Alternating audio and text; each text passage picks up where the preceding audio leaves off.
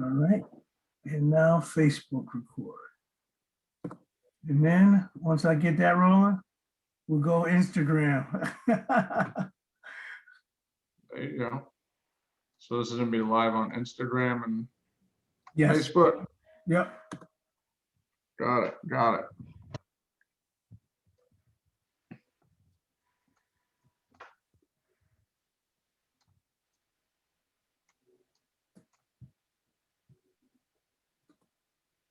And Frank, during one of my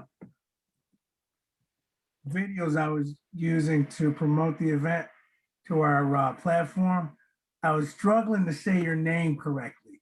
How do I pronounce your last name? Iglesias. I was saying Iglesias. And I said, nah, that's not it. Iglesias. Got it. That's all good. It's all good. All right. Right. All right, so we are officially live on Facebook. We are officially live on YouTube. And now we are officially live on Instagram. So if you could, my little brother, Ambrose, just share with Mr. Iglesias a little bit about our platform, the followers that check us out on a pretty consistent basis, and what our goal is for the podcast. Hey, Mr. Iglesias. First and foremost, thanks for being on our podcast today. I really appreciate you taking the time out. So the main focus on for our podcast is to basically introduce savvy wholesalers or investors who've been doing this business for a while to newbie wholesalers. Basically give them a little bit of their secret and some strategies to implement into their business as well. So we introduce a lot of savvy wholesalers to our audience, and a lot of them really don't know where to start from. They want to get into the business, but they don't know where to start from. So we are bringing everybody who's been doing this for a while, just to give them the game, basically. So thank you again for being on our show today. Sounds good. Awesome. All right. So Frank, if we could get this started by just simply saying, it is a super pleasure to have you on our platform. And we've always approached this platform with the idea that wholesaling is the gateway drug into real estate. And once you get that first taste of time freedom and money freedom, real estate is there's no other place that you want to go that doesn't have some sort of real estate affiliation connected with it. So if we could start the first question by just throwing this out, where were you before real estate was your oxygen and your daily bread? Tell us about your life. Sure. No, I was actually a music major in college, did the music thing. And right when I left college, I went into IT. So I was a computer guy for 15 years, did networking, infrastructure, and so forth, some consulting. And that was a good time. I mean, really, it was good days, lots of fond memories, and really enjoyed my time in the field. Toward the latter years of it, I started getting involved with real estate on the side. But again, IT was my full-time thing. And I was probably involved with real estate probably 2.5, 3 years maybe before I finally was done with IT. So it was very much a side thing, it didn't move very fast. Bought some rentals back then, so it was pretty low key, nothing too crazy. My partner really did a decent bit of it, and it was good. It was good, but I ended up getting bored with IT. I tell people I had worked for a great company with a great team. I mean, there was nothing to not like. It was really a great situation, and I was bored. And when you're in a great situation and you're bored, it's time to change. And so I walked away, not from the company, but from that field altogether. And I said, that's it. I've had my fun, 15-year run. It was great times, had a lot of great memories from it. So walked away from that and then went into full-time real estate. So, I've got a very analytical mind. I've had to learn how to become more of a people type person over the years, because when you're 15 years IT and your job is technically to, when you're the computer person, everyone knows you're a computer person. There's sort of this unwritten expectation that you should basically know everything. Right. So, and nobody really says that, but it's kind of a, hey, if the system's not working, Frank, So, Right. Right. and it wasn't just me. Of course, it was a team of people. But as I got into real estate, I realized this is a field where you didn't have to know everything, but you did have to know how to talk to people. And so I gradually learned how to talk to people. I'm still learning that. But it's interesting, the farther I get into the construction side of real estate, the more I'm finding those IT skills keep coming back more and more gradually. Mm-hmm. So it's almost like we've gone full circle in some ways. It's just kind of funny how life takes you through a journey, so to speak. Right. But yeah, that's what we did before, did music, did IT, and then we thought this house thing would be cool to play with. Well, cool. So do you still keep your music as something that is a avenue or an escape for yourself? I still play music, yeah. Okay. I've done it on and off over the years. I taught on the side for many years. That was a nice outlet from work. Mm-hmm. But gave that up as well. I gave that up probably a few years before I left the IT world. Okay. And then I did just some playing, mostly with church, some little side things here and there. Okay. But mostly with church, and that's been nice. Yeah, church is a great way of using those God given skills that you've picked up, and that's a great deal. All right, so so tell us, because this is always my second question, and I'm gonna kick it over to Ambrose. Tell us Okay. about your first deal. Oh, I still own it. How'd I you still own find it? Where did it come from? Let's hear about it.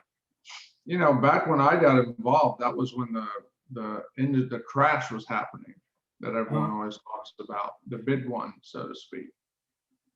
As a new investor, of course, I didn't really understand any of that. I was an IT guy. I didn't really keep up with markets and that sort of thing. And it was more of the typical employee. Okay, sure, save stuff in 401k, IRA. But you didn't really know what you were doing. Didn't really understand it. So when we bought the first house, I got involved with Rich Dad, Poor Dad, Mm-hmm. and took a course. It was like, oh, this sounds cool. You know the drill. You go to the 3-day, the 3-hour seminar or 2-hour, whatever it was, becomes the 3-day weekend, and you're like, whoa, this is cool. We can do this on the side.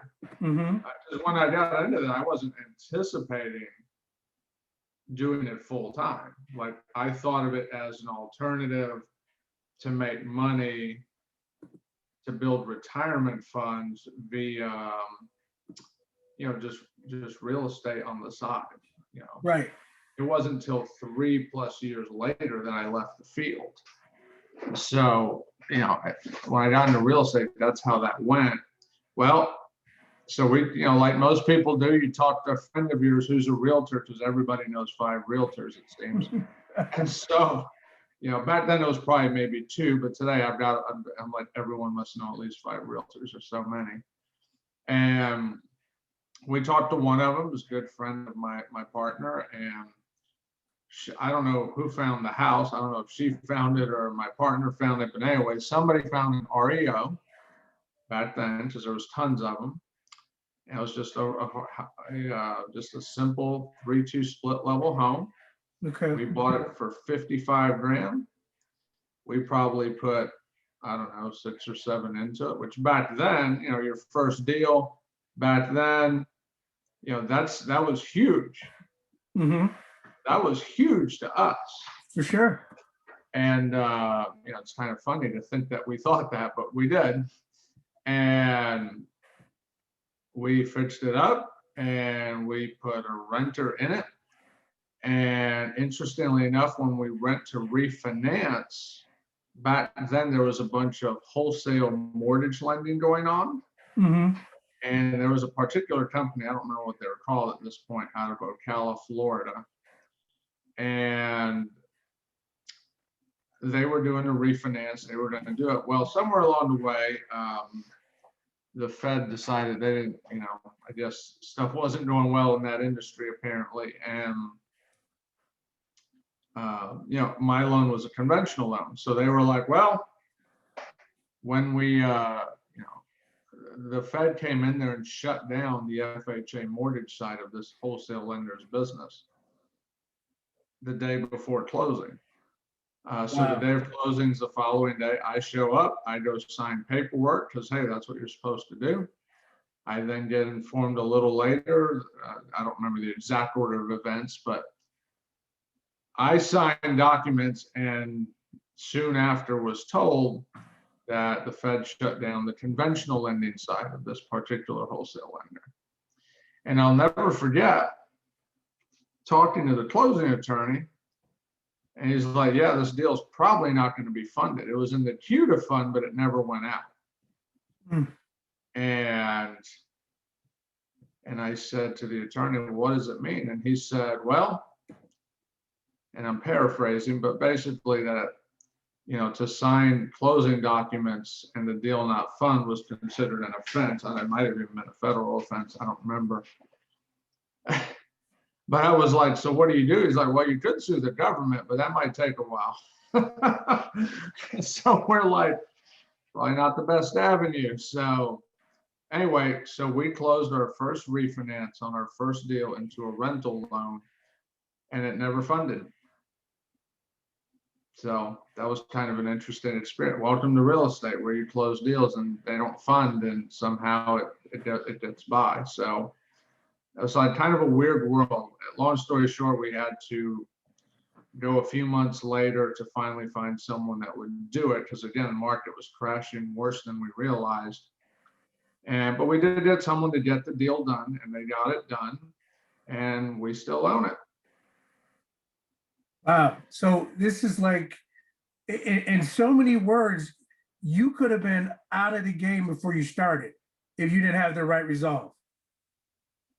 Yeah, I mean, it was one of those where it could have easily gone a different direction. But, we were getting training, we were asking questions, and we gradually worked through it. And, those were interesting days. I mean, remember during the crash, a lot of hard money lenders failed. Houses in Atlanta plummeted by as much as 80% in areas. Mm-hmm. It was a crazy day. There was a street in Atlanta I drove, this was probably 2010. Mm-hmm. Had a friend out of Florida asked me to go look at properties in a bulk REO deal. Mm-hmm. My two memories of that drive was there was one street where it looked like a bomb went off. It looked like it was so messed up. It looked out of like a World War II movie. Okay. Almost every house was a mess. If I tell you the street name, you'll probably recognize it. Mm-hmm. And the second point I remember was going up near Vine City, that part of Atlanta. Keep in mind, it's Sunday afternoon, beautiful day. And you could just tell it felt very unsafe. I got you. And people were looking at me kind of funny. And I'm like, I'm getting the sense that maybe I'm a little bit out of my element for whatever reason. Mm-hmm. And again, keep in mind, back then, I didn't know what I didn't know. Right. So I didn't know what to expect. So, you have stereotypes come in, these natural inclinations that are either learned or natural or whatever. And, back then, it wasn't hard to make me think, oh, this might be a dangerous area. Whereas today, we would call those same areas gentrifying areas. Right. Yeah. our perception and the way we think about them has changed a bit. I didn't understand that because I lived in a nice little suburban community where you didn't have houses to fix up. Everything was more or less nice. And, you know, it took time for me to learn those perspectives and go, oh, okay, this is more about the urban world. This is more about, I grew up actually in an urban environment, but it was up north. And the urban environment up north in the New Jersey, New York area is very different from the urban environment in Atlanta. Mm-hmm. So even though I understood city, I didn't understand Atlanta city. That was a new experience.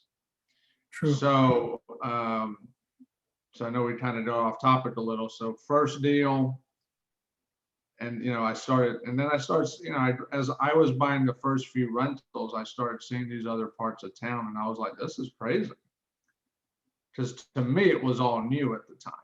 Mm-hmm. Mm-hmm. Had I lived in downtown Atlanta, it wouldn't have been any big thing, but I just didn't know what I didn't know. Right. So one of the things that I'm going to ask when we come back, I'm not going to ask it yet, but I always like to ask about, you know, how your thinking and your intentions of what you would be doing when you initially started out has changed and altered as you got more time and more deals under your belt. But before I do that, Ambrose, you got the next question, my friend. All right. Yeah, so Frank, for my question, I know you spoke about investing into Rich Dad, which was your first education. After that, was there any other education that you invested in that kind of set your business apart? Yeah, you know, the Rich Dad stuff was fine. You know, it got us going. You know, it served its purpose, which was good. You know, we learned a lot. We still use some of the materials from that today. In particular, the lease option training was excellent. You know, we still use those techniques when we do a lease option deal today. So we were happy with that. But then we went over and we joined Fortune Builders. Mm. And, you know, and that's been a very powerful resource for us over the years. You know, that was 2010, I guess it was. And it's been a powerful resource. It's been really good. We've been happy with it. The best part about it really has been the network. It is kind of expensive. It's a lot more expensive now than it used to be. I think it's 45,000 right now, something like that. Yeah, it might be. It's a lot. It's a lot more than I paid. And so, you know, it has gone up, you know, that delta has been pretty large, but it's also 11 years later. So, you know, it's been a long time. So, you know, I guess it makes sense to some degree. But, you know, it's a powerful network. It's a large network. It's nice to be able to speak with people nationwide. And that's something that, quite frankly, I wish we had leveraged more of over the years. So we're looking to get into that a lot more on the networking space. It's something we really want to see a lot more of. We love networking because you get a lot done that way. You get a lot done. And the training was excellent. If you're looking to rehab, it was excellent. And they have training for other things, but yeah, I'd say that the core strength they bring to the table was the renovation side. And that was very helpful, you know, very helpful for flips. Once you go through it, I mean, you know, you could always go back through it. They're always adding stuff on their platform. It's a super powerful platform. There's a lot of opportunity there, a lot of opportunity through that platform. Right. When I first was thinking about getting into real estate, I actually went to a Fortune Builder seminar, and that was like my gateway to really get into real estate when I was in Philadelphia. So I know what you're talking about is very helpful because there was a lot of people that was at that meetup as well. So for my next question, if you could recommend any books to any newbie that's listening right now to read, apart from the course, what would it be? A real estate book, actually. So for a real estate specific book, or mind-changing books would be okay as well. well, so there's a couple of books. In fact, I'll pull what I'm going to even do here is I'll do one better. Out on my website, frankiglesias.com, there's actually a link, and it says, what does it say?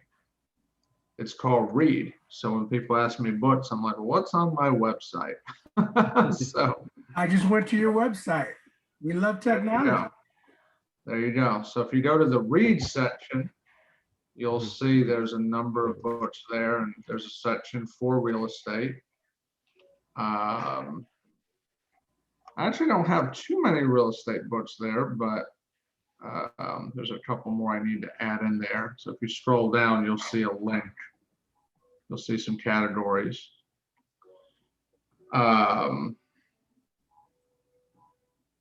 If you click on real estate there. Right. All right, so we've got a book by the great Paul Sagan, who he was a fantastic teacher for how to rehab. Super smart guy. A bit of a guru, I'm sure. I don't know if you'd want me to use that word. That next book, that's also a great book. It's written by a friend of mine out in California. Jason, what's really cool about Jason is he's always doing big deals. Like, he's in the Bay Area, which is a high-end market. So, doing like a little $5,000 wholesale deal is kind of not super interesting to him. Right. They're used to doing big deals. That next book right there, that's actually written by George Ross, which is Trump's attorney. That's actually a very excellent book with a lot of tremendous real estate advice. That book, and it's an older book, so just powerful stuff in there.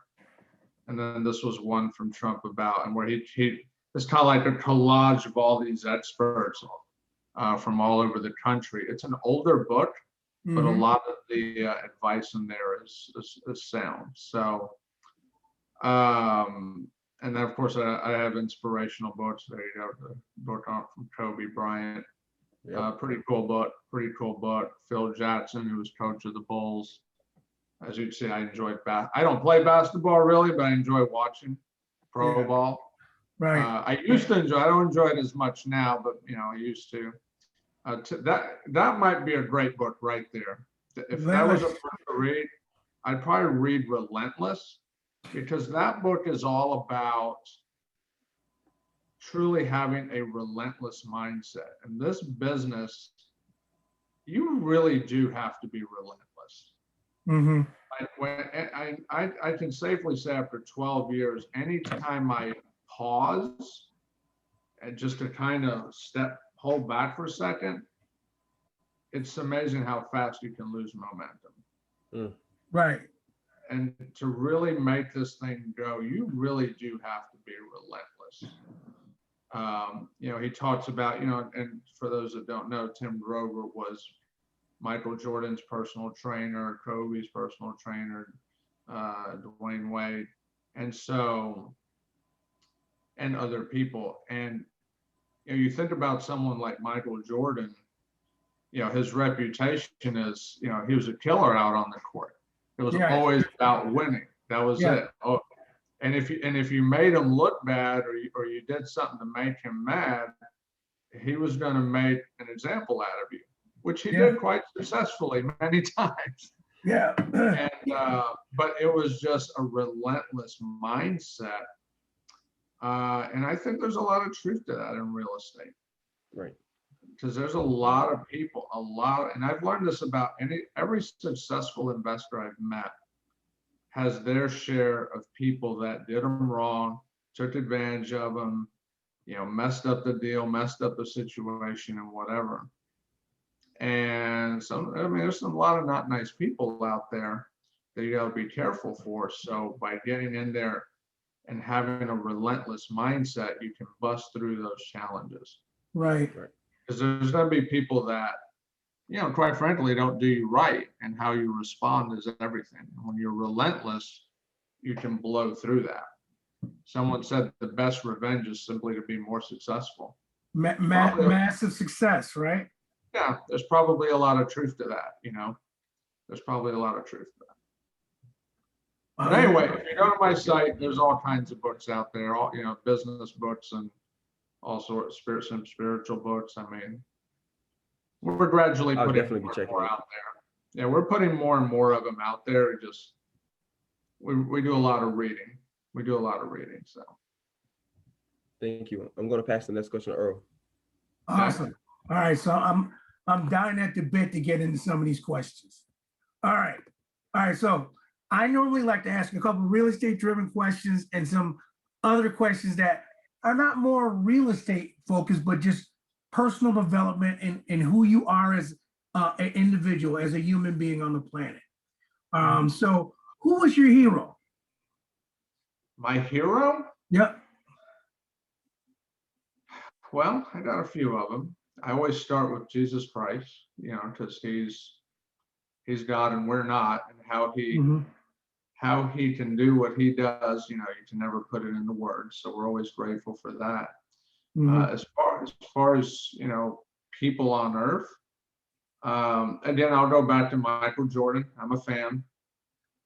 I'm a big fan. I've got a few pairs of his shoes. I've always worn his shoes. I don't even play basketball, but I love his shoes. So, you know, I got to see him play live at the old Omni here in Atlanta.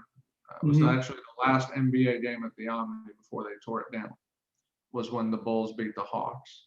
Okay. And the last 2 points scored was him dunking right in front of where we were sitting on the floor. Oh. So it was kind of one of those, all right, we're good. We can go to heaven now. We're good. So like that's like a moment in time. It was a moment in time. And so you remember those things. Yeah. But, you know, he was a guy that what I loved about Michael Jordan is not only was he relentless, but he did it with class.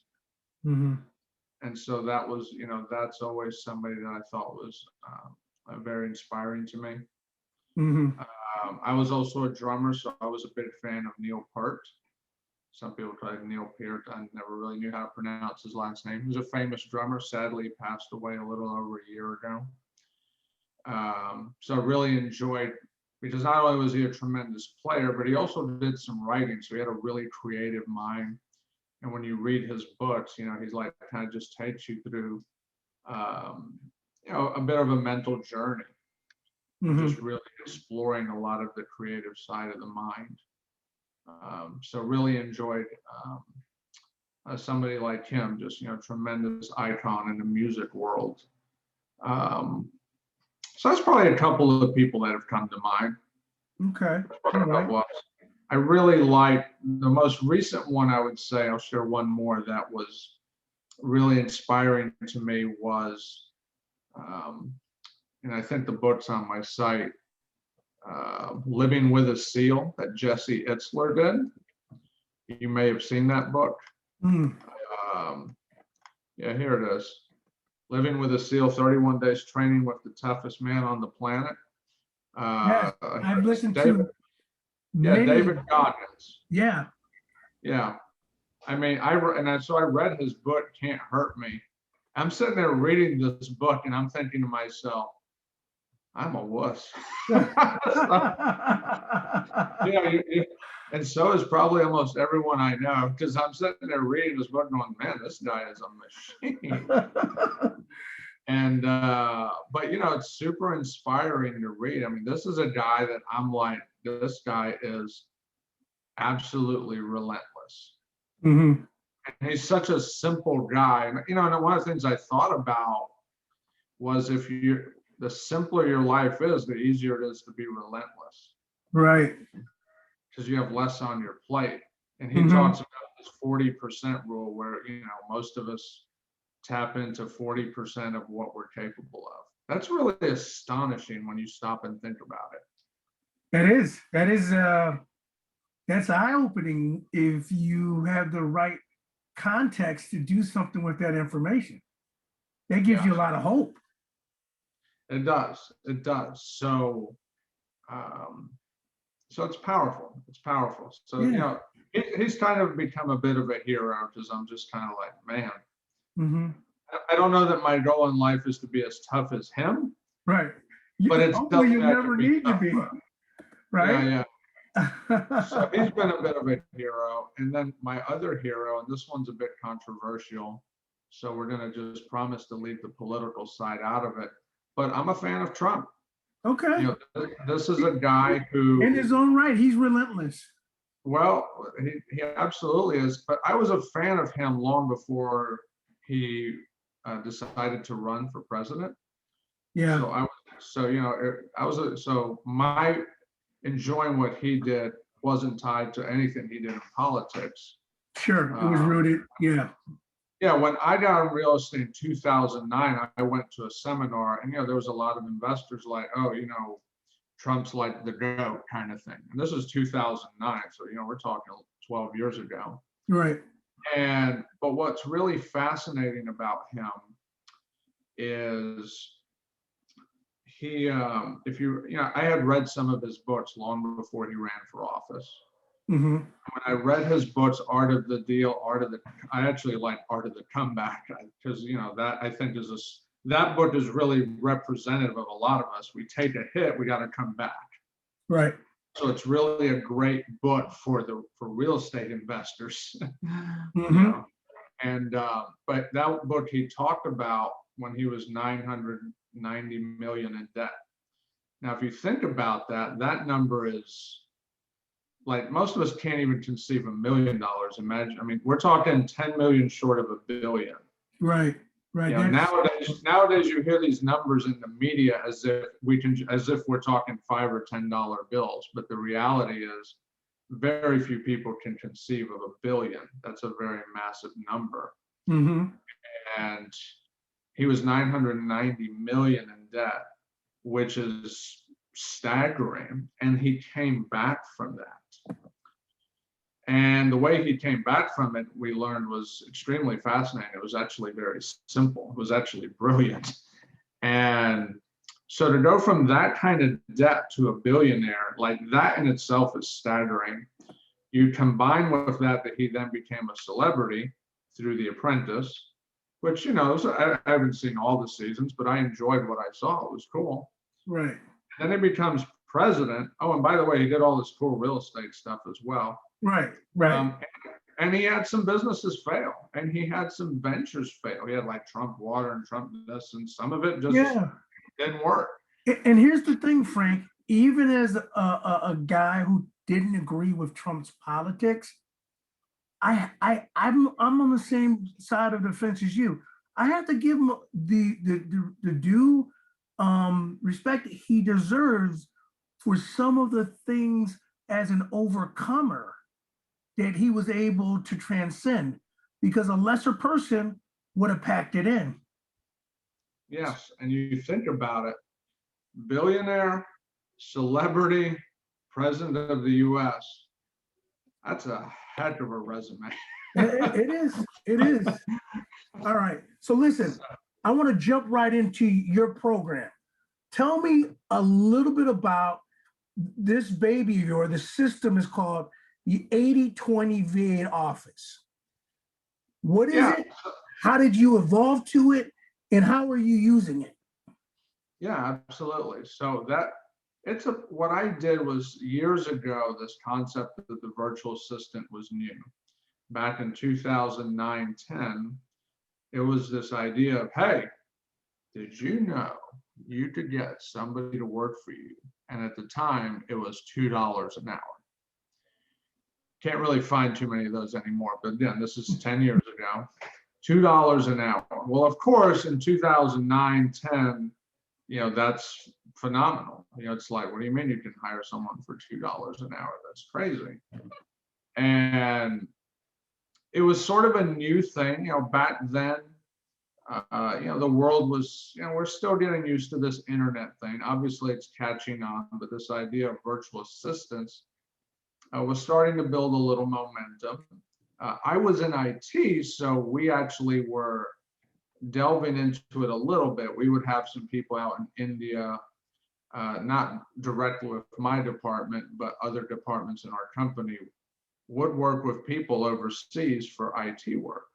So I was watching it happen, and I was like, okay, so I knew it worked. And then I started seeing it in real estate. Long story short, I ended up working with a lot of folks, tried out different VAs for many, many years, figuring out what worked, what didn't work.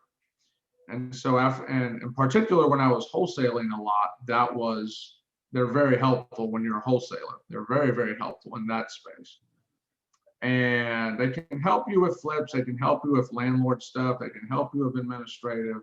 but in the wholesale space, they've always could be super helpful. And so we basically built a system around what worked, how the systems work, how to find them, how to hire them, what you're looking for when you hire them, how to train them, and how to keep them. And so we built a system out of it. We called it the 80/20 VA office. Because at the time, we were trying to operate off this concept of the 80/20 rule. And most of my office was virtual. It was me and my business partner. I had one other physical person in the office. Everybody else was virtual. So I had several VAs at the time. And I mean, that's what it was like. It was like a virtual office. And it worked very nicely. It worked very nicely. And then I got involved into a bunch of new construction. So then I didn't need them as much. But in the wholesale space, it's been great. It's been great. So we put together a product, we put it out there, you can buy it. I think it's extremely helpful for people because it really is. We pack a lot of information in there to just, Okay, you know, so there's a lot of things people don't consider. So Frank, is this a digital product that someone in our network, if they wanted to get a little bit more information, could get a hold of? Yeah, absolutely. It's Okay, called awesome. buildavirtualteam.com. Buildavirtualteam.com.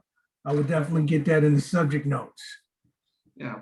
Because and Ambrose will probably share with you when he asks the next question.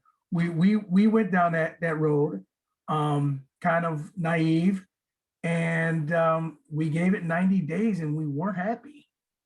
That quite frankly is the story for most people. That's the story for most people. And so if you think about it, you know, nowadays an inexpensive VA is $5 an hour. So, you know, we're 2.5 times what it was 10 years ago, just for a basic one. And I will tell you right now, the majority of the ones at $5 an hour are not very good. Now, of course, some of them are good, but they all require training. And a lot of the ones with real estate, now keep in mind, we're fast forwarding 10 to 12 years. A lot of VAs have real estate experience, but you don't know if they have good experience. Okay.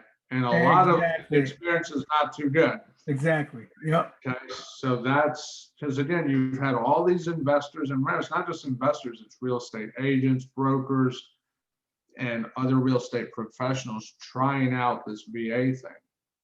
So from a VA's perspective, I've been exposed to CRMs. I've been exposed to cold calling, data entry, lead management, scheduling, dealing with MLS related stuff, broker related stuff, REO site cleanup stuff, whatever. And it's like an endless list.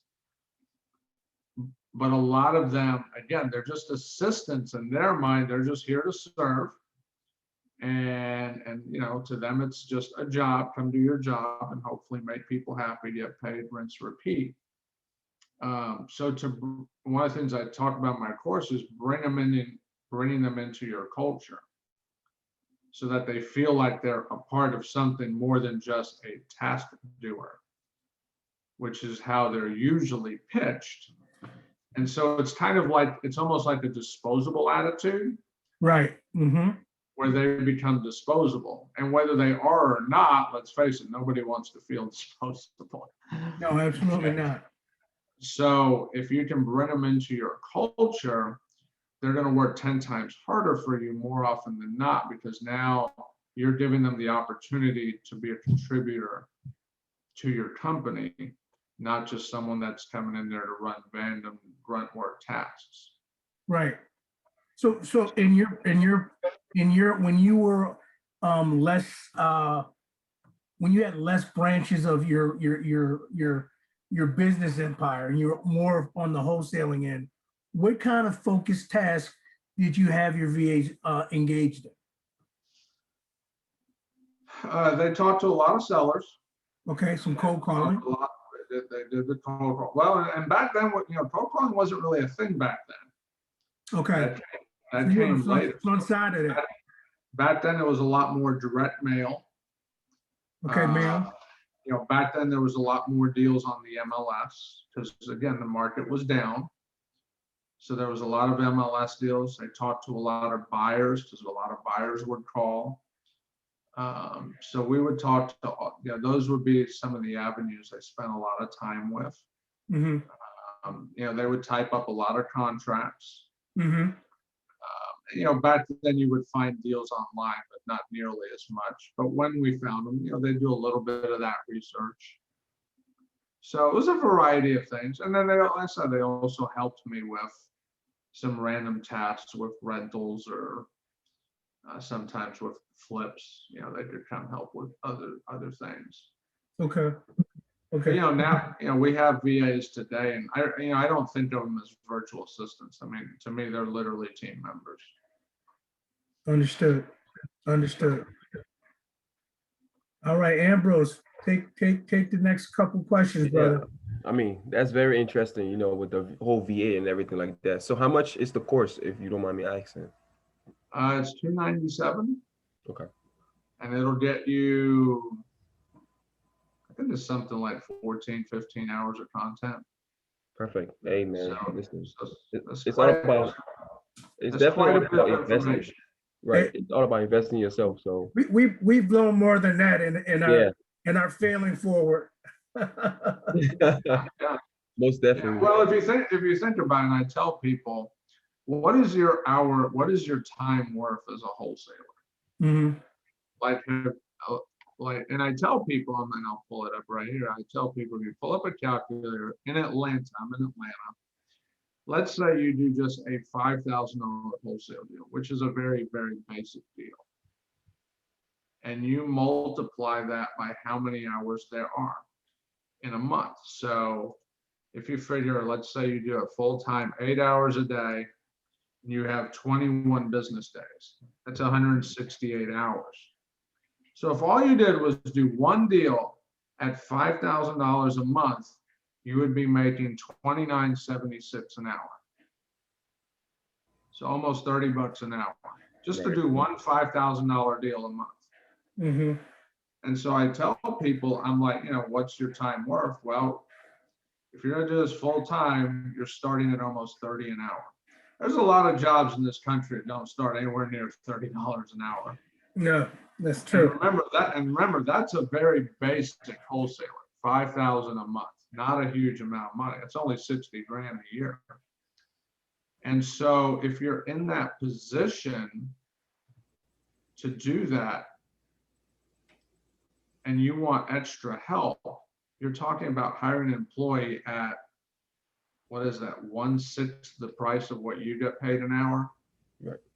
5 to 30, 5, but it's 1/6 of $30. So I tell people, invest in the course because you're going to save a lot of hours. True. If you hire a VA at $5 an hour today and they work full time, that's 40, that's $200 a week. Right. Well, in 1.5 weeks, you paid for the course. Right. But in one and a half days, you can go through the whole course. Yeah. So save the headache and go through the course. I mean, I think we will. And Ambrose, why don't you get into some of the lessons that for our audience that don't know our foray with VAs, what we learned the hard way. I mean, we learned that, we definitely, we were monitoring our calls, but some of the calls that the VA were making a day, it wasn't even 2 hours a day. If you really look at it, she was just saying, she was basically saying that she made some phone calls. And when you listen to the replay, she didn't make no phone calls. It was just too much. It was just, I don't know. That was a nightmare, man. It was just too much. So yeah, if you listen to the phone calls the VAs make and talk to the sellers, one thing I've learned with quote unquote cold caller VAs, they read a script, but they don't know how to freestyle. right. They don't know how to they know how to do a script, and they'll call themselves cold call experts. And by the way, I'm not faulting them. They're only as good as what they're trained. Right. It's not their fault. They just weren't trained well. That's all it was. Well, Frank, and I think That was our downfall. We didn't train our VA. We allowed the company that represented the VA to be the be all do all. Yeah, and that probably doesn't work in most cases. Right.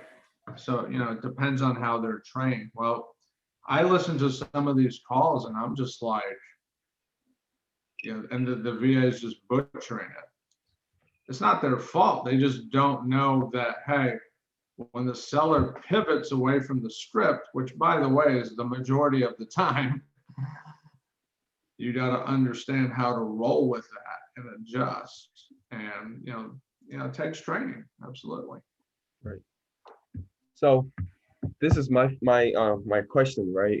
Being a full-time investor, what is your daily days like? So when you wake up in the morning to when you go to bed, what are you doing throughout the day?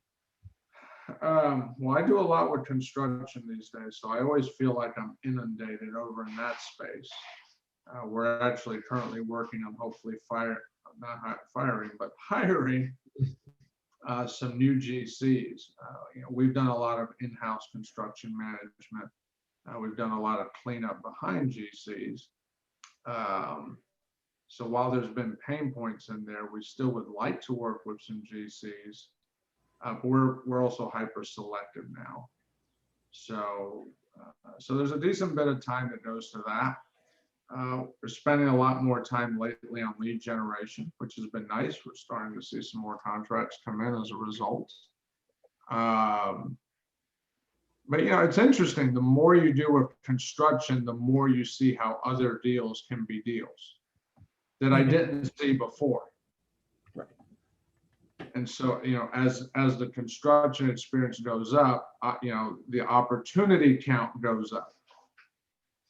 I tell people all the time, I'm like, you ask, what do I do all day? I'm always looking for deals. Right. When I hear people say there's no inventory, I'm like, maybe if you live on the MLS, there isn't. But if you look in the off-market space, there's tons of inventory. Right. It's just a matter of seeing it all get negotiated. Mm. I love buying from wholesalers. Okay, I just bought one last week from a wholesaler. Under contract to buy 2 more from another wholesaler right now.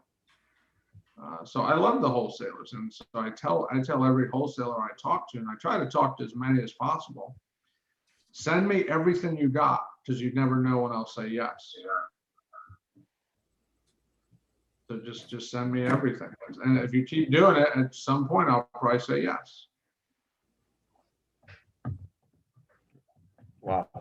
I'm listening, Frank. I'm listening. I was listening right now. Yes. Too many people give up, and I'll throw this statistic out there. I run a wholesale meetup group, which, by the way, it's meeting tomorrow at the Hudson Grill in Sandy Springs, 7 p.m. Mhm. We started that meeting back in 2013. It's kind of crazy to think we've been doing it for 2013. That's amazing. Yeah, we've been doing it. So we're on 8 years, and we've done it pretty steadily. Almost, there was about a few months I took off in 2018 or 19, one of those two. But by and large, it's been pretty steady over all those years. And I've seen the clientele change radically over the years. But here's what I do know. We've tracked how many people stay involved over the years. We find approximately 90% of people that try wholesaling quit within 6 to 12 months. Mm. I've heard of that number as well, Frank. Yes, but now what I didn't know is we're gradually learning as we audit our buyer list that a lot of buyers, quote unquote buyers, and they might have been buyers, who knows, a lot of even them quit at a very high percentage. So imagine having, let's just pick an arbitrary number, 10,000 people on your buyers list, and 80% of them quit within the last 5 years. It's a lot of people. Right. So there's a lot of people that come into this business to try stuff. The problem is when you try real estate, you usually leave unhappy. Mm-hmm. So, and this is where the mindset come in place, right? you have to be, like you said, relentless. You have to be relentless when you're in the business, because you're gonna fall a lot. It's all about keep Yeah. going. Yeah. Yeah. And it's not easy. It's like going to the gym. It's a muscle. Right. And just like going to the gym, there are days where you don't want to go, Absolutely. days where you don't feel good. There's days where you're like, I don't care what I feel like. I want to go eat a big piece of chocolate cake. And I'm Yeah, over it. man. This person Yes. made me mad, or whatever. It's no different. It's literally no different. It's a muscle. You got to flex it. Some days it's great. Some days it hurts. Some days you're sore. Some days you feel elastic and just full of energy. It's life. So from what I'm hearing, right, and it seems like you really got to know your numbers when you started working with GM, right? With a GC. So would you recommend any newbie to really like try to volunteer and work for free with a GC just to get to know their number as well while they're looking for properties? You can do that. That's one way of doing it. What I tell new investors is do one of two things. So I do real estate coaching. So I say, if you're going to do a flip, do one of two things. Hire a coach is one. You could call me, you could call other coaches. There's plenty of them. Just hire somebody, someone that's been through the trenches and can guide you through the process. Oh, and by the way, if you're going to hire a coach that not only has won big, but has also lost big. Mhm. That way, when you have a significant problem, they already know how to help you. If you hire the people that have only had success, what are they going to tell you when things go wrong? They can tell you how they succeeded, but sometimes you don't need this success advice. You just need to know how to get through the fire. The flame is so big in front of you, you can't see the other side. You just got to get 2 steps down the road sometimes. So, I always tell people, hire a coach that has seen the ups, but has also seen and experienced the downs, because they're going to be able to relate to you and help you better on how to get over that. They went through it, they recovered, and they're better than ever as a result. The second way I tell people to do is, if you're not going to have a coach you through the process, then partner up with somebody. Partner up with somebody and go through the process that way. Mhm. And make sure the person you partner with has a ton of experience, so that the things that would scare you, to them it's like, no big deal, we got it, here's how we're going to handle it. Right. So if you were to hire a coach, how can you know the coach is actually a real coach? Because there's so many people in this industry that's doing it, but Ask them for the track record, or tell them where you could see their track record. Where's the HUD statements? right, You could show them the HUD, but you could actually do even better. If you know their company name that they buy in, just look it up in the Superior Court records for your state. right, I have a company called Working with Houses. Go to GSCCCA, look it up. There's a few hundred transactions tied to that. See, now there's no opinion involved. It's public record. right. This company has bought and sold whatever, whatever the number is. I don't know. So, that makes it real nice. Oh, by the way, it's also a great negotiation tip. When you close a lot of deals and you're talking to a seller and you make an offer and they're like, well, somebody else has offered me more. And I can say, well, that's cool. I get it. I won't be able to match that offer, but do me just one favor for your peace of mind, not me, because if I don't buy your house, it's cool, I'll go buy someone else's. But for your peace of mind, Mr. and Mrs. Seller, please look them up on the public record and make sure that their track record looks similar to mine, where there's a ton of closings. Oh, Boom. monster, drop the mic. Oh man. I love it. Because at the end of the day, what's the seller want? They just want to know that you're going to close. That's right. By the way, close. By the way, someone might say, well, is that a little bit harsh? Again, my goal is not to make the next investor happy. If I want to make the next investor happy, I'm going to go buy the deal from them or JV with them. But when I'm in front of a seller, my first priority is, can I solve their need? And if they don't want to take my solution, it's okay. It's not like I haven't been told no thousands of times. So But if you're going to go with somebody else because it's a higher offer, all I'm going to say is please do your due diligence and make sure they're going to perform. That's really all we're saying. And make It's all sure about that, performance from a yeah, make seller sure they standpoint. can perform. Make, Yep. you know, and I get sometimes there's bumps in the road. I get that. You know, we've had bumps in the road like anybody else, but just make sure there's someone's not close the deal. Unfortunately, just we were talking about what do we tell new people? Too many people new in this business put properties under contract for too high a price and don't perform because they can't sell the contract. Right, the comping. Right. Yeah, and by the way, that's not a recent thing. I've been watching that happen for over a decade. It hasn't changed. So, yeah, and the crazy thing is today, data is as easy to get as ever. You know, now you've got companies putting out data. A common one we hear about is PropStream. Okay, I'm an advocate for PropStream. I tell people. We know it well. Yeah, I mean, my link is completecomps.com. I tell people use it. I've got a YouTube channel, and on my YouTube channel, I've got training videos of me using it. But we've been using that in our office now for about 18 months, year and a half. Every day we're in there. It is such a powerful tool. It's allowed us to invest easily now in other markets, which has been nice. I'm not calling realtors to ask them to run comps. You know, now when I call a realtor in a remote office, for example, we're looking at properties in Orlando.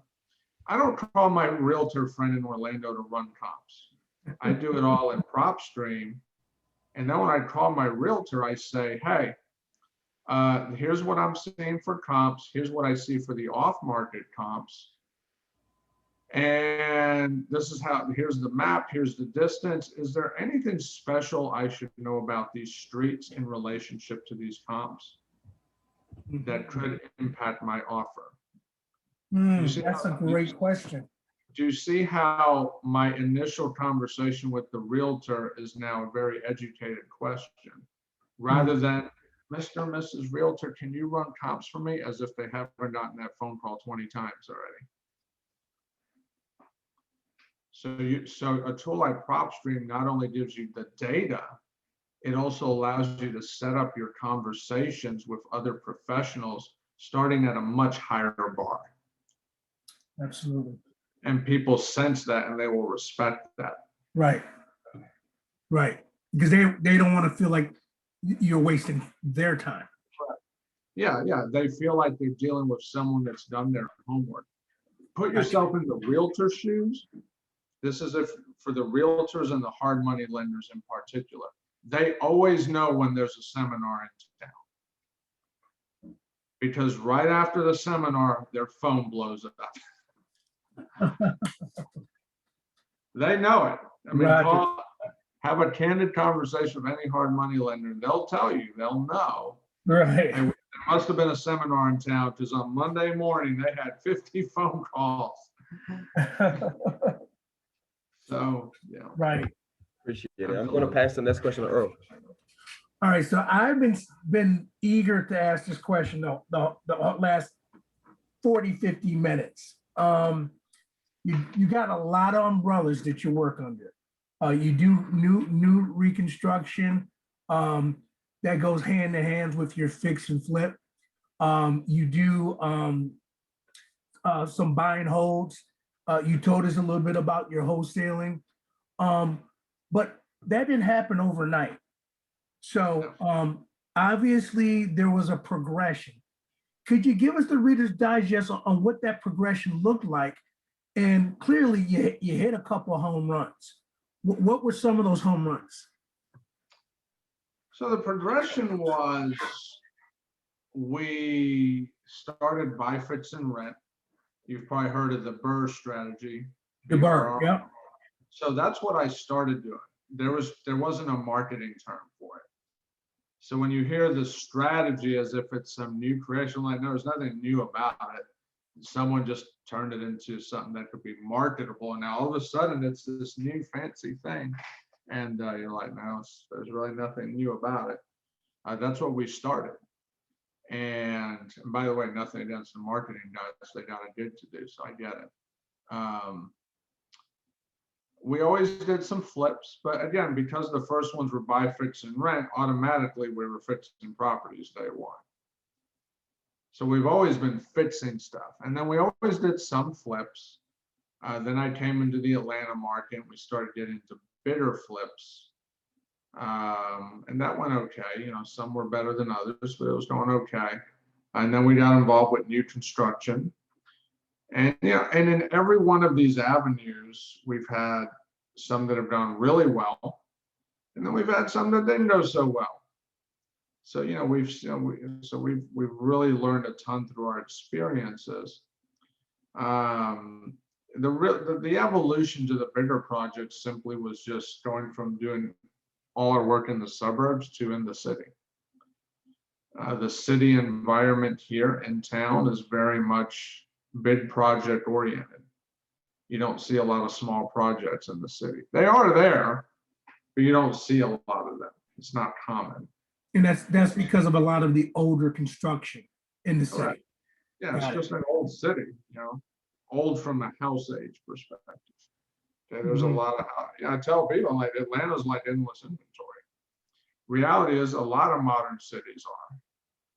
There's a lot of old houses. Okay, if I go to down Orlando, we think of Disney World, and truly around where Disney World is, the Kissimmee area, the vast majority of construction is newer, 1980, 1990 and newer. It's interesting because they'll say, oh, that house is old, it was built in the 90s. And, it's just kind of interesting because to me, an old house is, Atlanta, 1900, 1910. I don't think of a 90s house as that old yet. It's 30 years old. It's not new anymore. So you got some perspective things in there. But as a result, Atlanta's almost endless inventory because it'll be, by the time every old house is fixed up, we'll be renovating everything we're doing today. That makes sense. Today's big rehabs and new builds are tomorrow's reno projects. Just gotta wait 20 years. So Frank, here's my next question.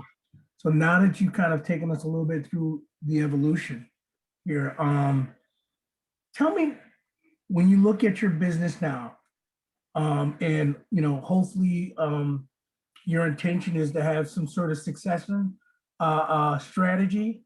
So at some point, you have your key people in place, and you can do things that are, I guess, more interesting with free time.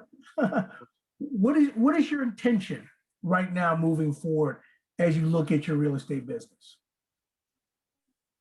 Our intention right now is we're on the tail end of where we did a lot of heavy construction, and quite frankly, we stretched ourselves a little too far. Okay, we created a lot of challenges that we didn't realize we were creating. Some of them ended up okay, they did well, and then some of them not so well. So so we got to see the full gamut. So the really nice high, oh my gosh, that was amazing, to, or we didn't make it kind of thing, So we had a few projects that were just very difficult. And when you go through those roller coasters, it does make you ask that question, what do you really want to do? And what I really enjoy, we really enjoy what I call make money now deals. Those are your wholesale deals, those are your rentals, because your rentals are paying you every month. And your wholesale deals, they'll pay you as often as many you want to do. The flips are fine, the builds are fine, but those are not immediate money deals, and there's a ton more risk. And there's a ton of risk just as you got to have a ton of people. Okay, and maybe you have a great GC and they manage it, fine. They have to deal with a lot of people. Either way, there's a lot of people. And so, we've really grown to see that as really hoping to convert that to more of an auxiliary part of our business. So we'll keep building, we'll keep flipping, but I don't see a day where that's all we do. Mhm. Now, that's in March of 2021. In April, I might tell you something different. So, It's about evolution, baby. yes. So, but you know, we've done a ton of construction now, so we've learned such a vast amount of information that we say to ourselves, okay, when it's done right, it can be very lucrative. When it's done wrong, it can cost you a pretty penny. So Absolutely. it's you know, we're just learning to be a lot more selective with that sort of thing. Mhm. Make sure we're really, if we buy something like that, we're doing it in areas that really have a strong potential for a nice exit. So, Got you. Got you. Let me ask a couple of questions. We're at the top of the hour. I know Ambrose is going to round us out with a few things. Um, uh, Again, this is about who you are as a person, because we got the tips and the tricks, and that's great. But I always like to kind of start rounding the conversation down with who you are. So for you, what ignites for you your sense of injustice? my sense of injustice, Yeah. I think for me, it's simply a matter of, the best way I could put it is like this. I like to give people the benefit of the doubt because people have given me the benefit of the doubt. And when you give somebody who's interested in doing the right thing the benefit of the doubt, you hope that they reciprocate that. Now, that road to reciprocation may not be smooth and may not be as smooth as you think it's going to be. But as long as you get the sense and the feel that they're really just trying to make it work, you can work with that. So I have a lot of empathy especially after doing a lot of really large projects. I do have a lot of empathy for people that get involved in one and they struggle and they have some challenges and they're done wrong, they're ripped off, they're taken advantage of. I got a lot of empathy for that because I know what every one of those feels like intimately well. By the same token, I have lots of excitement for the people that, of course, they succeed. It gets done in a timely manner, in budget, quick sale, you know, all the things that we all aspire to do in this business. So for me, the injustice is twofold. The first is obvious. It's when you just deal with people that are doing bad business with the intent to either be dishonest, unjust, or even create harm. Okay. We're not talking about the people that they just screwed up the project. I've met a lot of good people that just screwed up and then they had to get to the finish line and clean it up. That's not who I'm talking about. I'm talking about the people that go in there and they knowingly make decisions that hurt others with that kind of intent. Okay, just, you know, a very flippant, very disrespectful attitude. I think that's one injustice that's unfortunate, but again, it's a people business and we're all human. So there's a learning component to this that we can't control. You can't control how fast everyone else learns. You can't control their morals, can't control any of that. But what you can control is what I would call the much bigger injustice. And that's simply not living up to your potential. I think that is a much, much greater injustice because that one we each do have control over. You know, as a country right now, and again, we're not getting into politics, but I think it's safe to say we're really good at being self-righteous and pointing the blame finger at others. Okay, regardless of what our beliefs are, that's a fairly common problem. But the minute we blame somebody, we give away our power. I agree. And to me, that is one of the greatest injustices, because when you give away your power, no matter what the issue could be 100% legitimate, But if you give away your power, you can't grow. Mhm. Wow. And if you can, it's really hard. Gotcha. And I think that is a great injustice, because you have 100% control over it. And when you take those choices toward yourself, you're not only robbing yourself of your potential and what you could become, Mhm. but also it negatively impacts others and you don't even realize it. Right. Because now they're getting a lesser version of you than you're capable of. That to me is probably the biggest injustice we could commit. Makes sense. All right, Ambrose, you got it, my friend. Hey, wow. Listen, that was deep. I like it. So how can I know you have your websites and everything. Is there any other platform that you're on? I know you're on YouTube as well, right? Any Am other I social what? media? Is there any other platform that you're on, like social media? Yeah, so I'm on Facebook, I'm on Instagram, I'm on LinkedIn, and I'm also on Clubhouse now. Okay. On Wednesdays at 6 p.m. on Clubhouse, I do a call for construction. And so that's actually been a really nice call to really talk about construction matters in that form. I really like the Clubhouse platform because it's social media made social. People are actually socializing, they're talking to each other. Mhm. It's like, this is real social media. We're actually talking like people to each other. Right. Interactive. Right. It's not just let's post and let's get likes and, post a little video. And I mean, there's nothing wrong with that. Of course, that's all fine. But when I got on Clubhouse, I'm like, oh my gosh, like we're talking to each other. How cool is this? So to me, I really like the platform. I'd like to spend more time on it, but I'm pretty busy, so it's kind of hard. But I get out there probably 2-3 times a week for at least snippets, with my main call being on Wednesdays.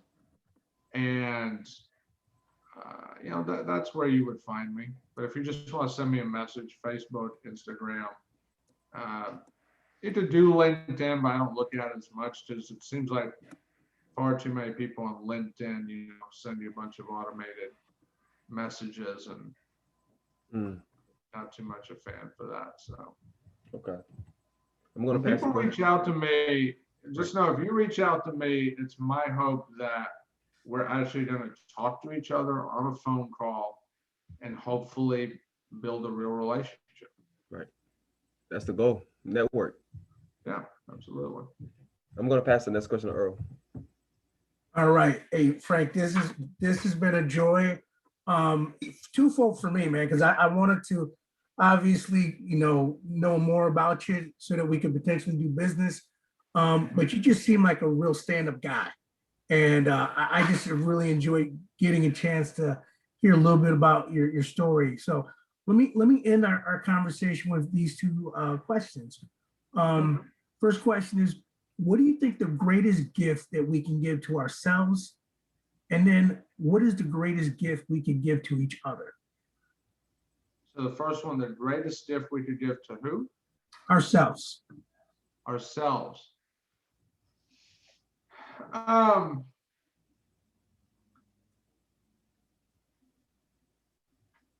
thinking about that one. Be relentless.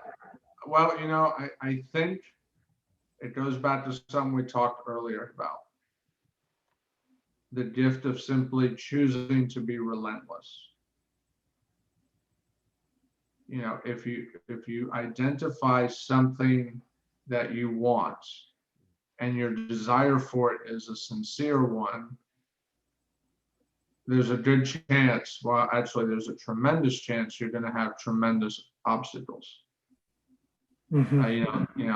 People, too many people say, well, life's never going to be fair. It doesn't matter what comes out of the political world. It's never going to be fair.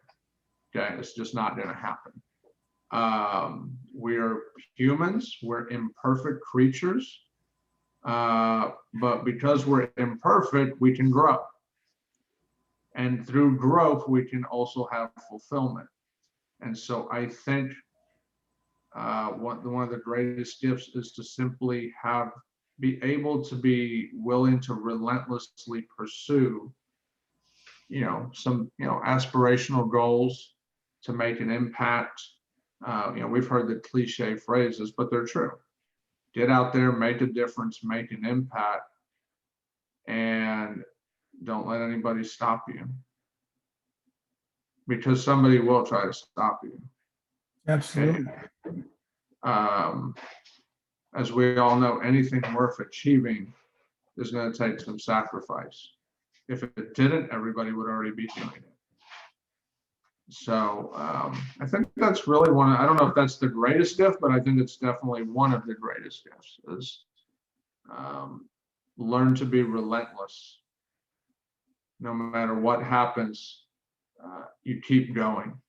I love it. I love Just it. keep. What about the greatest gift we could give each other? The greatest gift we could give each other.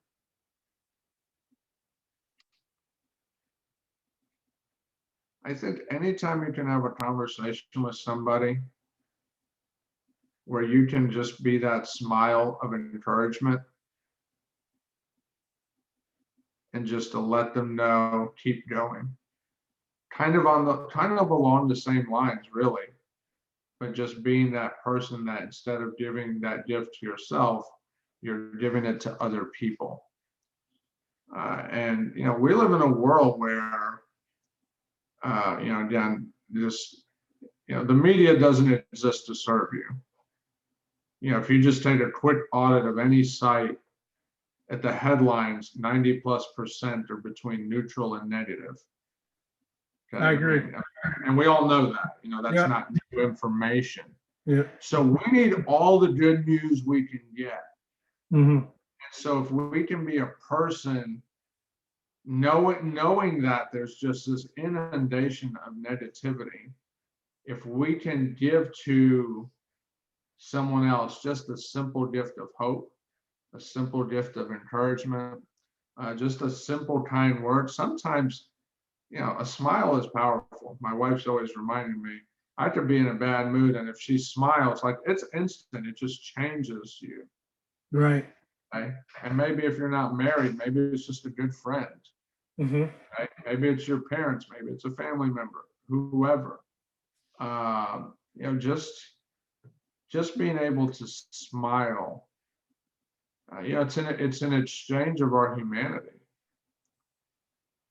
and people resonate off of that. We feel that, we internalize that. I was at a job site today, and I'll give you a great example. And both happened within the span of 5 minutes. Just this morning, I was at a job site for somebody who's, they're interested in looking at a deal of ours. And if I sell it to them, I say, look, I'll coach you through it. I'll put I will stand behind this deal because I'll coach you through it. I'll tell you how to do it. That's part of the deal. So they brought a general contractor out he called himself a recruiting firm. I guess that's what it would be, a recruiting firm. So he comes in, he brings a GC. And the GC and I had a conversation, and the GC was a nice guy. He was fine, no problem. But he was a little bit off put by the fact that the person I was going to work with, the investor, I was going to be their coach. Right. And so he looked at it as he wasn't going to be working with the investor, he would be working direct with me because I would be being critical, and it was just sort of a negative take on it. And so he didn't want to do the job. And I just thought that was interesting because all I said was, I'm just here to coach her. I actually don't want to do the job. I got plenty of other deals. I'm coaching her, but I got plenty of my own deals. I'm not looking for another one from that perspective. And so anyway, he left, and there was another gentleman who was the recruiter, I guess, for lack of a better word, but he used to be a general contractor. And he actually apologized. He's like, well, you know, just, hey, it wasn't a fit, no problem. I really want to work with you guys. And so we actually ended up spoke for a few minutes. And it was just very interesting how I was able to share with him, look, my goal is not to do the project. That's this investor I would coach, it's their project. Right. They're going to be the decision maker, not me. As a coach, I'm going to tell them what I think. But if they choose to not listen to something different, they have that right. Right. You're the consultant. And so I was able to sit down and chat with this guy and say, look, we're here to ultimately support each other. You're here to bring people to work to make things happen. We're trying to make a job happen. And I'm here to just simply provide instruction to this investor that they do it as smartly as possible. And so that was a very positive thing, because if we had just left after the first GC walked out, then that conversation would have ended on a downer. But we were able to turn it into a positive so that this guy understood Frank's really not here to take over the deal. He really does not want to take over the deal, okay? And so we were able to leave that conversation much more positively.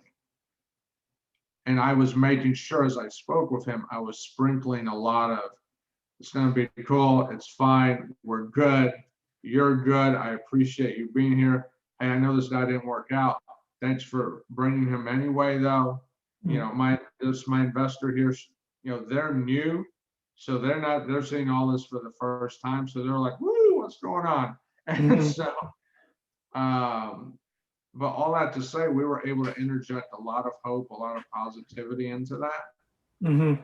And anytime and he walked away feeling great. Everybody felt great. Right. And it was just interesting to me to see, you know, 5 to 10 minutes earlier, there was a lot of tension. And now it's like the skies have parted, everybody felt great. So I think anytime we can give that's a great example.